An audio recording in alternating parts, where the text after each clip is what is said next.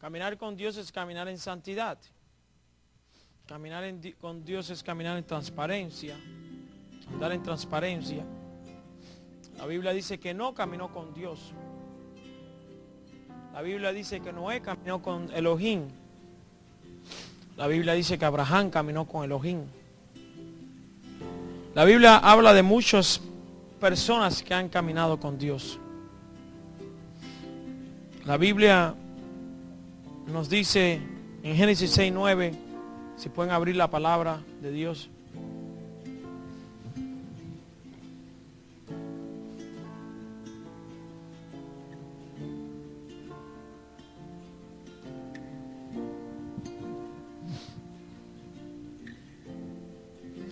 Que el Eterno en su gran misericordia nos guarde y nos proteja.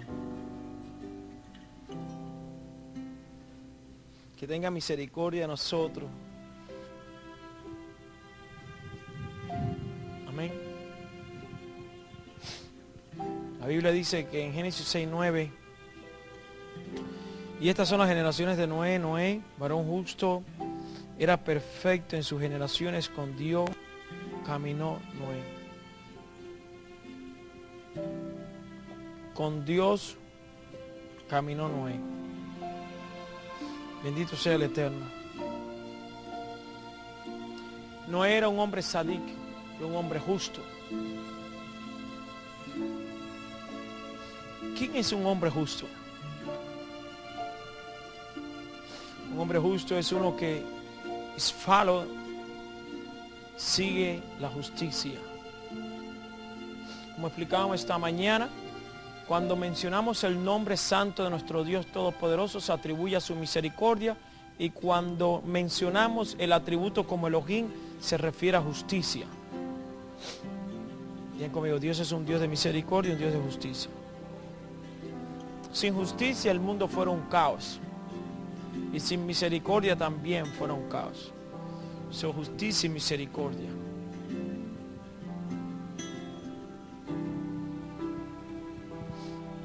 Yo quiero quizás tomarme este tiempo despacio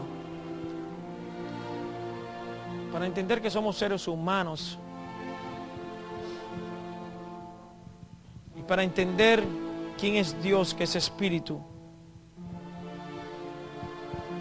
y para poder nosotros discernir en el llamado de Dios en nuestras vidas.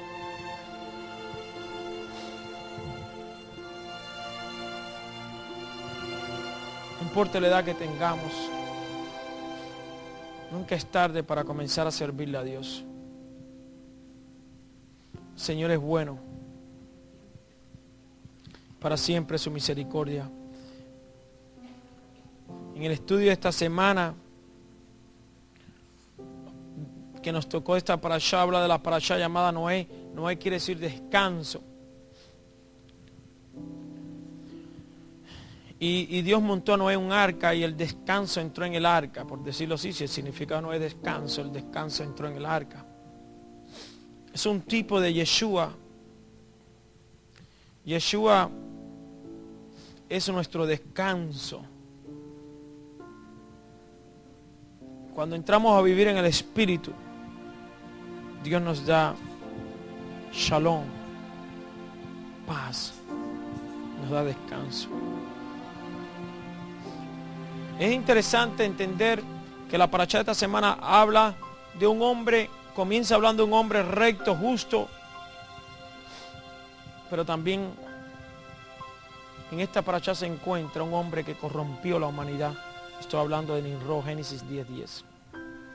En Génesis 6, Dios habla, Génesis 6:8, que Noé halló gracia ante los ojos del Todopoderoso.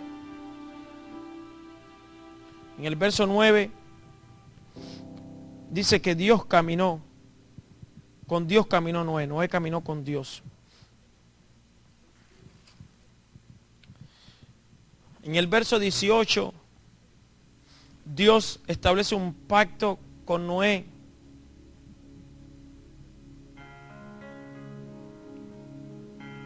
Mas estableceré mi pacto contigo, y entrarás en el arca tú y tus hijos, tu mujer y las mujeres de tus hijos contigo. Y después dice, de todo lo que vive, de toda carne, 2 de cada especie meterás en el arca, para que tengan vida contigo, macho y hembra serán. Verso 22, e hizo Noé conforme a todo lo que Dios le mandó. Digan conmigo, e hizo Noé todo conforme a Dios, como Dios le mandó. En el verso 13, regresamos atrás, del mismo capítulo 6, Dios decide traer juicio sobre la tierra, porque dice que la tierra estaba llena de violencia. Y dice, destruiré la tierra a causa de la violencia. ¿Hay violencia hoy? ¿Habrá violencia en Charlotte? No sé mucho de Charlotte, voy a Huntersville, pero ¿habrá violencia? Yo creo que la violencia está en muchos lugares y en muchas ciudades, en muchos países. La pregunta es qué tipo de violencia había en los tiempos de Noé que Dios decide destruir la humanidad. Y yo me pregunto hoy si esa violencia que había en aquel tiempo existe hoy. Me pregunto si habrán padres violando a sus hijos,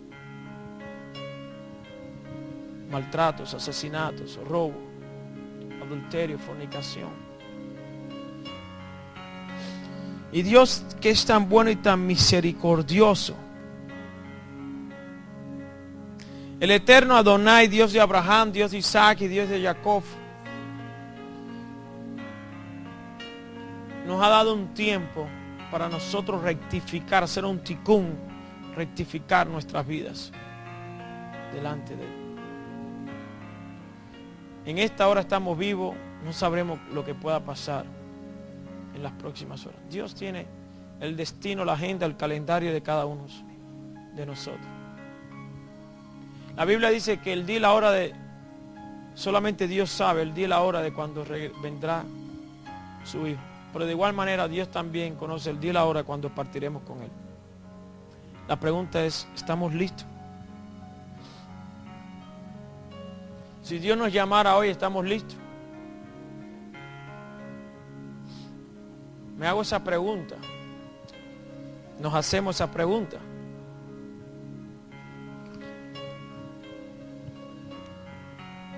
Dios nos está dando una oportunidad como Dios le dio una oportunidad a la generación de Noé. A veces miramos la Biblia nosotros y decimos, mira la historia. Había violencia, el hombre estaba corrupto. Pero me pregunto si habrá corrupción hoy. Si no estaremos acercándonos a los tiempos de Noé como profetizó el Hijo del Dios viviente, Yeshua, nuestro Mashiach, el Señor y Salvador. Cuando dice el Señor en Mateo 24, versos 36 y 37, Él dice que la venida de Él será como los tiempos de Noé. Hemos dado una explicación muy larga o extensa esta mañana. Tuvimos más de 2 horas enseñando. Bendito sea el Eterno. Mucho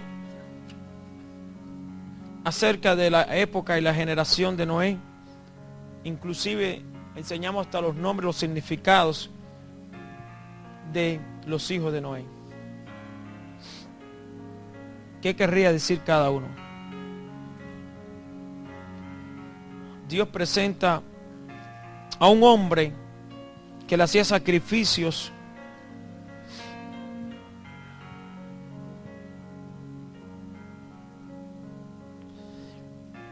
a Hashem. Hay una pregunta aquí que quiero hacerle a ustedes. ¿Por qué Dios decide destruir la tierra? Porque había violencia. Pero aún así, ¿Continuó la violencia o no continuó?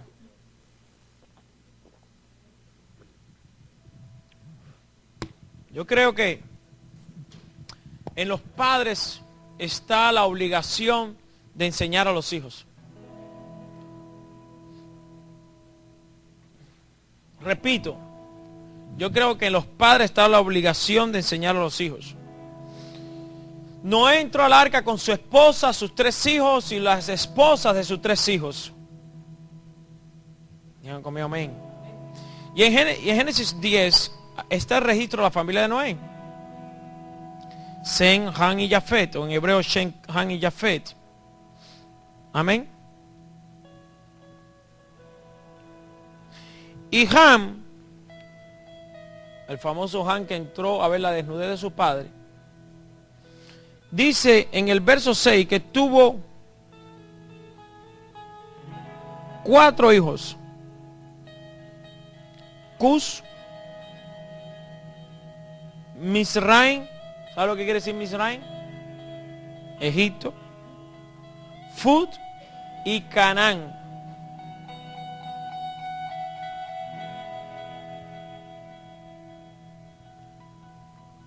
Misraim está ahí Egipto.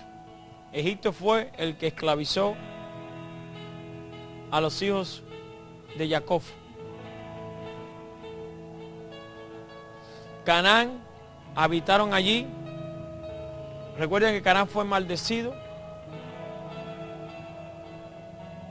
por lo de su padre Cam.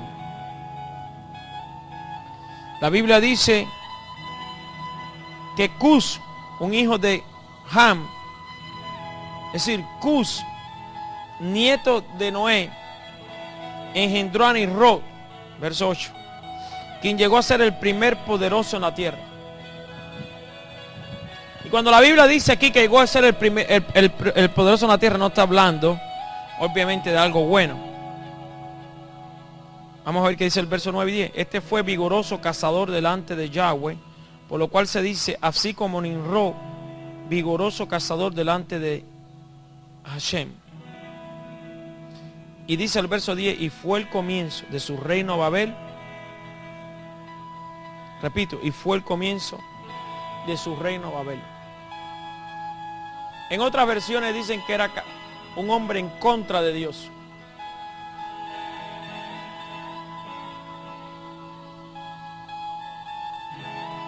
Ahí vemos el primer reinado de un hombre en la tierra. El reino de Babel. ¿Qué quiere decir Babel? Se encuentra en Mesopotamia, Irak. Todavía no se ha encontrado la paz en Irak.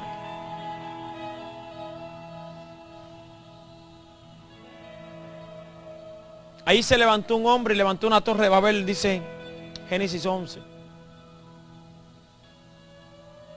Y muchas personas levantan torres de Babel en sus vidas, espiritualmente. Habían cosas positivas, pero el fin era un fin completamente fuera de la voluntad de Dios. Había unidad, había una sola lengua que era el hebreo, en Génesis 11. Pero el fin del hombre nuevamente era conquistar la posición de Dios y destronarlo. ¿Quién va a destronar a Dios? Estos son pensamientos de mal y no de bien. Pero los pensamientos de Dios son pensamientos de bien y no de mal.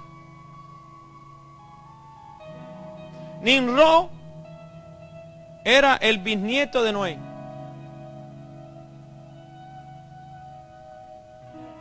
Sí, como se dice, después del nieto no viene bisnieto. ¿Verdad?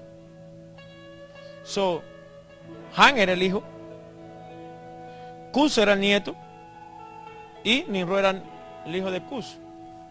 La tercera generación por debajo de Noé. Bisnieto. No, yo voy corrigiendo para si digo algo mal, corregirlo.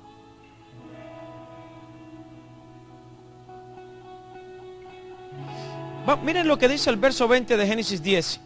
Estos son los hijos de Ham por sus familias, por su lengua, en sus tierras, en sus naciones.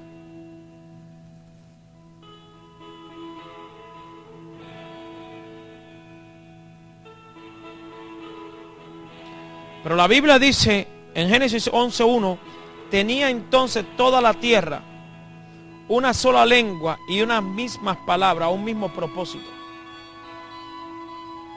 Y aconteció que cuando salieron de oriente, hallaron una llanura en la tierra de Sinar y se establecieron allí.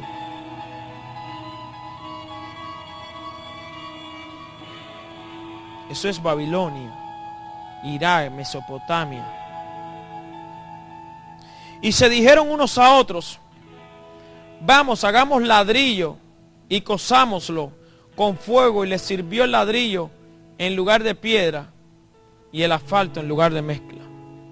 Y dijeron, vamos, edifiquemos una ciudad y una torre cuya cúspide llega al cielo, y hagámonos un nombre por si fuéramos esparcidos sobre la faz de toda la tierra. ¿Qué pasó aquí?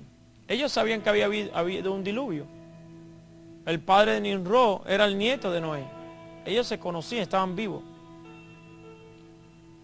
Obviamente Noé le comentó a los hijos del diluvio que existió.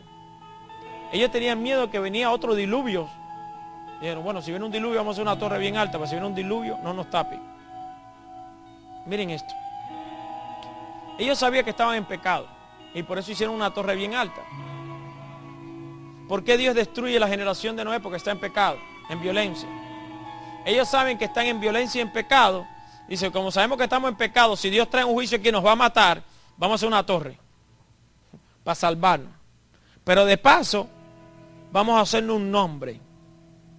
Y vamos a hacer una torre hasta el cielo, por favor. Satanás lo único que vino fue a matar, a robar y a destruir. Es un engañador. La Biblia dice que el Eterno descendió. Verso 6, y dijo el Hashem, aquí el pueblo es uno, y todos estos tienen un solo lenguaje. Y han comenzado la obra, y nada les hará desistir ahora de lo que han pensado hacer. Ahora pues descendamos y confundamos allí su lengua, para que ninguno entienda el habla de su compañero. Y así los esparció Hashem desde allí sobre la faz de toda la tierra, y dejaron de edificar la ciudad. Dice el verso 9, por esto fue llamado el nombre de ella Babel, porque allí confundió el Eterno el lenguaje de toda la tierra, y desde allí los esparció sobre la faz de toda la tierra.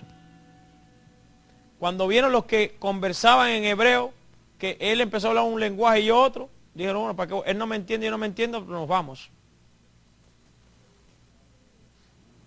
Y aunque hay muchas personas que hablamos español y otros inglés, sigue una confusión. No nos entendemos doctrinas con doctrinas.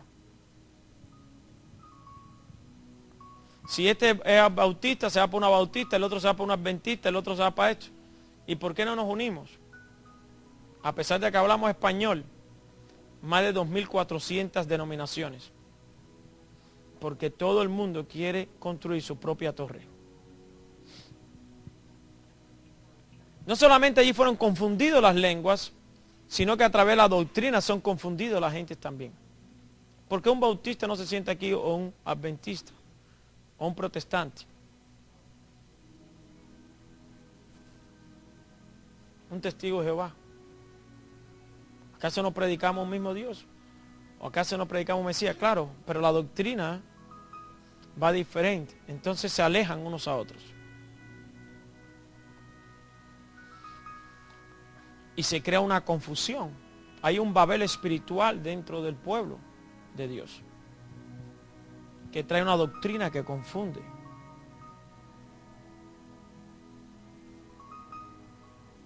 Fueron esparcidos sobre toda la faz de la tierra. Bendito es Hashem.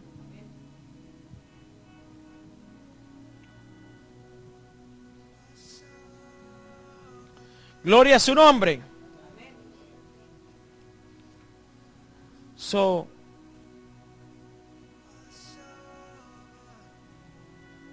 La tierra hablaba una misma lengua y unas mismas palabras. el hebreo. Por 1996 años habló el hebreo como la lengua original alrededor de todo el mundo. Allí en el verso 2, reiteramos Génesis 11, dice, aconteció que según iban hacia el oriente, hallaron una llanura en tierra de Sinar, se establecieron allí. La tierra de Sinar es Babilonia. Y allí nació el ocultismo, la astrología. Por eso Babilonia es llamada la madre de las rameras de la tierra. Las rameras son las religiones apóstatas. En el verso 4 dijeron, vamos, edifiquemos una ciudad y una torre cuya cúspide llega a los cielos y hagámonos un nombre famoso para que no seamos dispersados sobre la faz de la tierra. Nimrod fue un hombre que levantó un reino de rebeldía.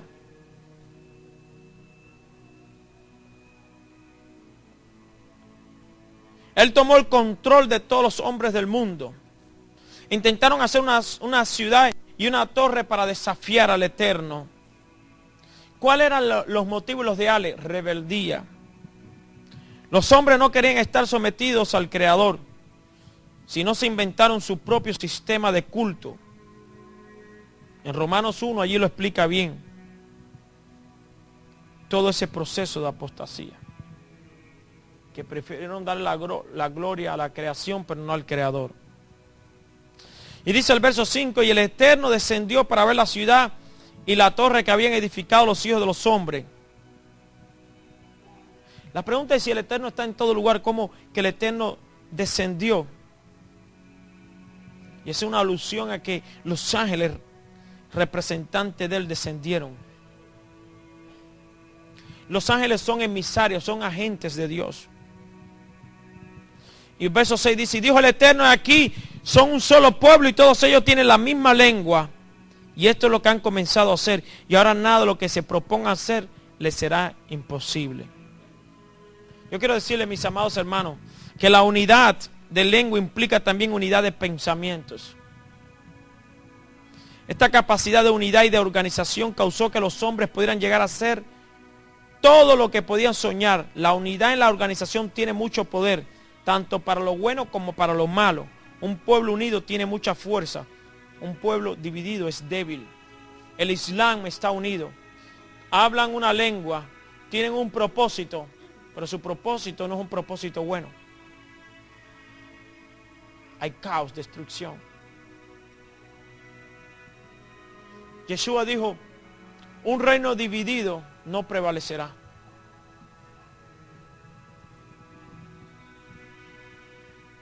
Algo me llama la atención. Cuando vine a rentar este lugar, el que me rentaba me decía, han venido mucha gente a rentar este lugar, pero son grupos de 20 y 30 personas. Y yo les pregunto a ellos, ¿por qué no se unen todos? Si caben como 200 personas. Grupos de 15 y 20 personas. Se pueden unir 10 grupos fáciles. Y pongan un pastor que predique semanal. Pero dicen, no. Cada uno anda con su grupo de 15. Los 15 síganme aquí, los 15 sigan aquel, los 15 sigan aquel, los 15 sigan aquel, 15 sigan aquel, 15 aquel. Todo predicando una mentalidad. No entiendo tampoco esto.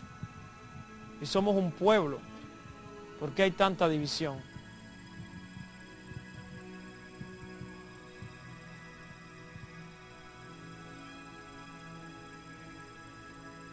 Dice el verso 7, vamos, bajemos allí y confundamos su lengua, para que nadie entienda el lenguaje del otro. El Eterno habla con su corte celestial para que tome medida en esta situación. El Targum Onkelos o el Targum traduce el texto de esta manera.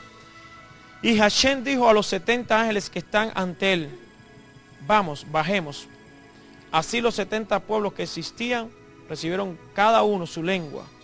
El número 70 representa las 70 naciones gentiles. El verso 26 dice, Terach vivió 70 años y engendró a Abraham, a Nacor y a Harán, los 3 hijos de él.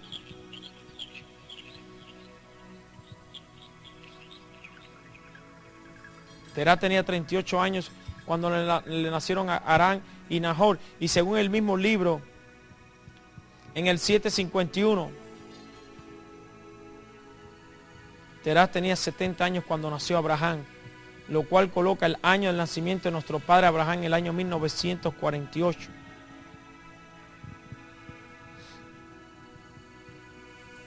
¿No le llama la atención esto? ¿En qué año el pueblo de Israel obtuvo la independencia? Se unió. Y en 1948 nació Abraham de la creación.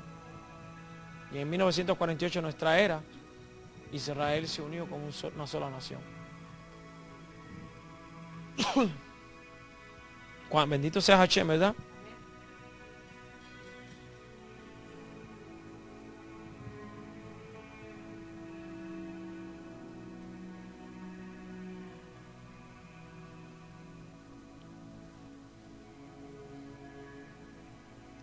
El nombre de Noah, como lo había dicho anterior, su nombre es descanso, consuelo.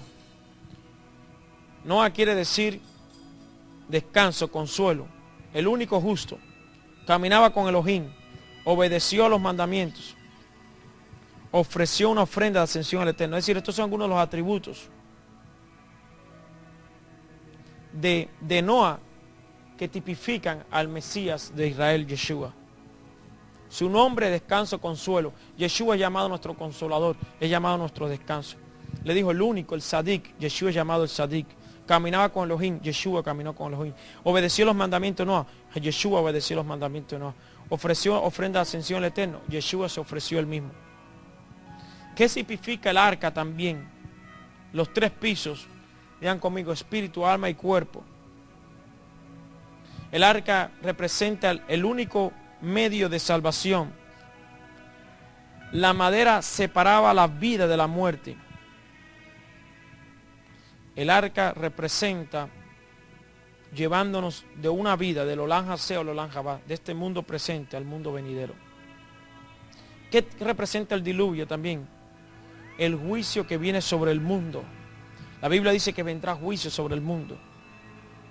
8 personas fueron salvas. El número 8 habla de salvación. Por ejemplo, al 8º día tendría que circuncidarse todo hijo descendiente de Abraham según Génesis 17. Por ejemplo, en Sukkot, en el 8º día, celebramos Shemini Atzeret, el 8º día. En el 8º día también de la semana resucitó el Mashiach. ¿Verdad?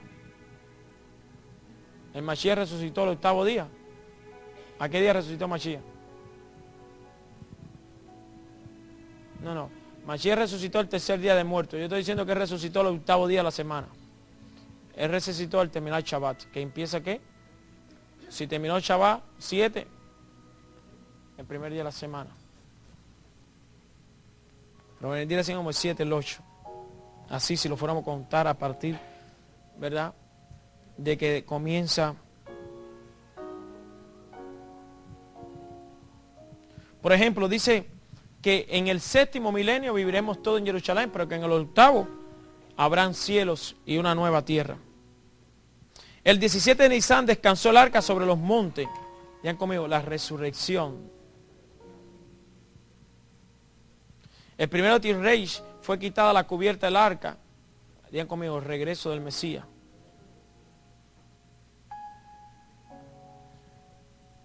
Bendito sea el eterno, santo Dios de Israel. ¿Qué mensaje nos quiere dar el Señor hoy? Y quiero terminar con esto. Algo que predicaba en la radio, para si lo escucharon en la radio, nuestra fe. Dios nos dio una fe. Digan conmigo, Dios me dio una fe. Y esa fe produce obras. Mi pregunta es, ¿dónde están nuestras obras? Mediten eso.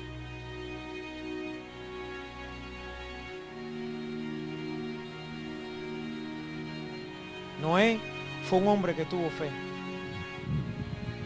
Escuche. A pesar de la influencia del sistema mundial, Noé vivía aparte del sistema del mundo. Dios lo cuidaba y lo protegía. Gente trataron de matarlo, pero no pudieron. Gente trataron de hacer desistir la obra, pero no pudieron. Y la pregunta mía es esta. Noé fabrica un arca en un lugar que no había ni río, ni mar, ni llovía. Bien conmigo, eso es fe. No te preocupes si Dios te envía a algún lugar a evangelizar, a hacer algo. Tienes que tener fe. De que allí donde tú crees que hay escasez, ahí hay abundancia. Noé escuchó y habló. La esposa de Noé tuvo que tener fe en Noé. Es decir, creerle a Noé lo que Dios le dijo a Noé. Porque tú te imaginas, mire para acá. Usted se imagina, yo tengo a mi esposa, no llueve por años, no hay río, no hay mar por todo esto. Y yo vengo y le digo, mi esposa, tengo una noticia para ti, Dios me habló. Y la esposa le dice, me va a decir a mí, ¿qué te dijo? Que haga un barco. Espérate un momento. Número 1, un barco no es. Un barco no es. ¿Tú escuchaste bien? ¿Un barco para qué? Aquí no hay playa. Aquí no hay río. Aquí no llueve. Esto es un desierto. Pero no importa, Noé, lo voy a creer. Y cuéntame, el botecito que vamos a hacer, ¿de cuántos pies? No, esa es la otra, mi esposa. No es un botecito. Es un botezón. Bueno, es que tengo que cambiar la palabra porque en México bote es la prisión. ¿Verdad? ¿Eh? Es de todo, bote para pasear y... El barco. Barco grande. Del tamaño de un barco de portaaviones como el portaavión de Gran Bretaña. ¿Qué carpintería tenemos para hacer ese barco? ¿Cuántos obreros tenemos? ¿Cuántos planos tenemos? Bien conmigo, nosotros le servimos al arquitecto. Él dio las medidas para hacer el tabernáculo. Él le dio las medidas a Noé para hacer el bote. Yo vi la película de Noé porque cuando yo estudié la Parashá Noé, yo me fui y digo, yo quiero visualizar ahora, después de haber estudiado la Parashá, algo para verlo con nuestros ojos. Hermanos, no solamente se rompió las aguas de arriba, sino las del fundamento de abajo también. Vino agua del cielo y agua debajo de la tierra. Y le pegó aquel arca. Y yo dije, ay, el arca se derrumba. Por otro lado, yo dije, si Dios mandó construir esta arca, no se va a derrumbar. Si Dios mandó construir esta arca, no le va a entrar agua. Porque lo que Dios te envía a hacer, Él está ahí. Y Noé hizo conforme a Dios le dijo. Y le pegó aquella ola así al barco, al bote aquel, que es más grande que el shopping center este, le hizo ¡puf! Y nada pasó. Otra pregunta. Dios no le dijo a Noé cuántos días iba a estar dentro del arca. Entonces, después que vengo donde está mi esposa y le digo que Dios me habló, que voy a hacer un arca, que viene un diluvio, y finalmente le digo el tamaño del arca que es, viene la otra pregunta. ¿Para cuántos días vamos a meter comida dentro del arca? No sé, me dijo el Señor que va a llover 40 días, 40 noches. Ok, echemos comida para 50 días entonces. Echemos comida para 60. Echemos comida para 2 meses. Para 3 meses. No, pero no fueron 3 meses. Fue más de 1 año y 10 días. O Noé metió comida para 1 año y 10 días bajo la inspiración del espíritu profético, o Dios multiplicó la comida dentro del arca.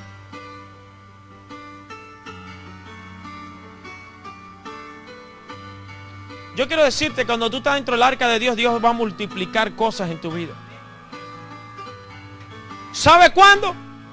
Cuando tú y yo seamos obedientes al poder del Espíritu Santo de Dios.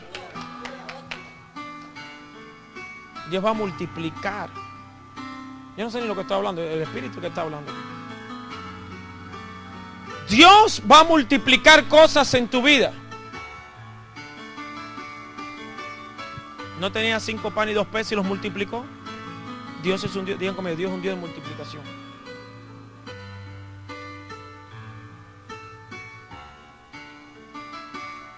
Te atreves a hacer cosas que aunque tu sentido, tu raciocinio no entienda, tú se lo hagas para Dios.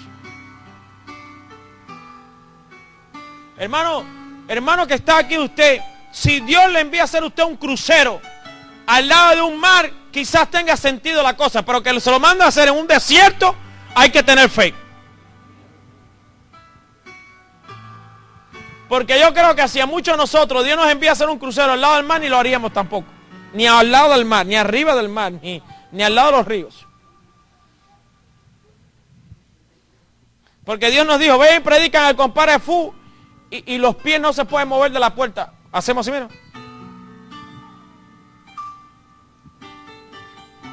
Nada más para ir al compadre Fu a predicar.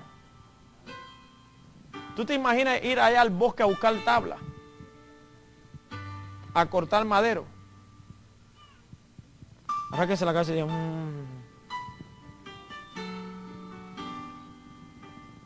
Digan conmigo, fe.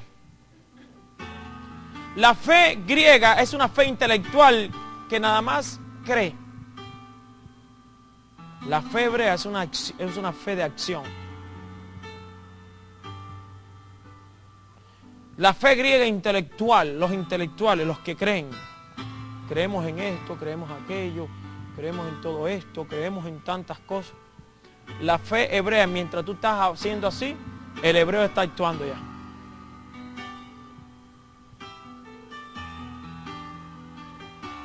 Noé tuvo fe.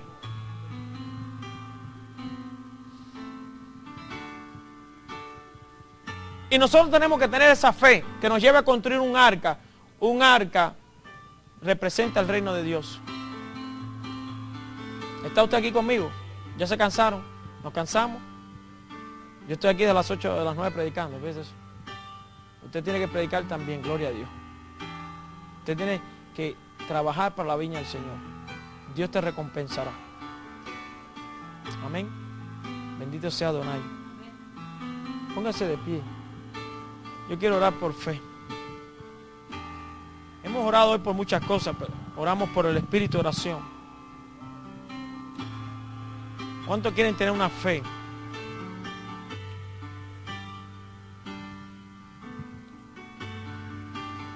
Aquí estamos por fe. Predicamos en la radio por fe. En la radio me cobran, no es gratis. Estar en este edificio hay que pagar.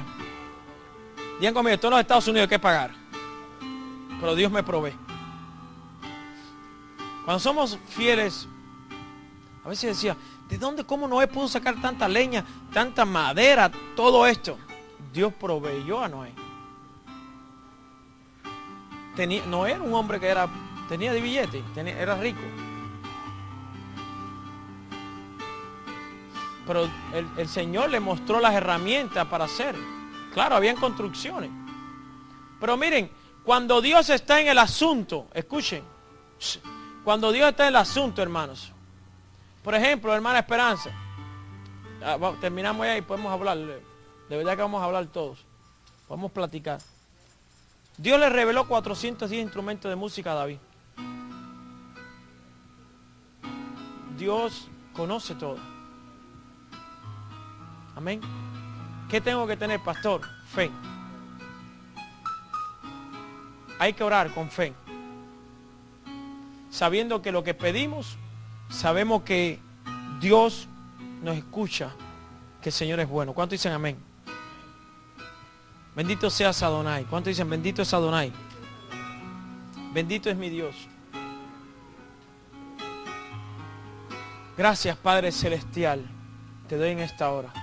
Te pido que bendigas a este precioso pueblo, que bendiga sus mentes, su alma, y todo lo que ellos toquen prospere. Te doy gracias por esta poderosa palabra, te bendecimos, Señor. Por esta palabra que trae, Señor, vida a nuestro espíritu. Te adoramos, eterno Adonai.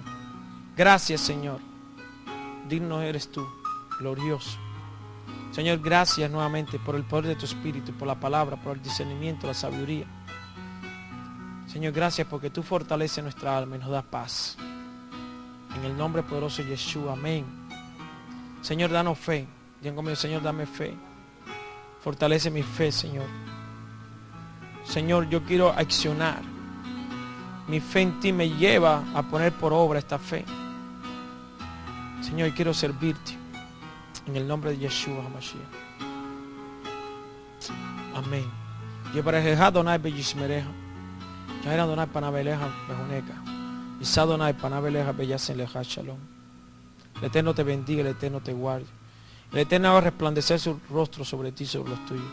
Y el Eterno ponga en ti la paz. Bendito sea Señor. Hermanos,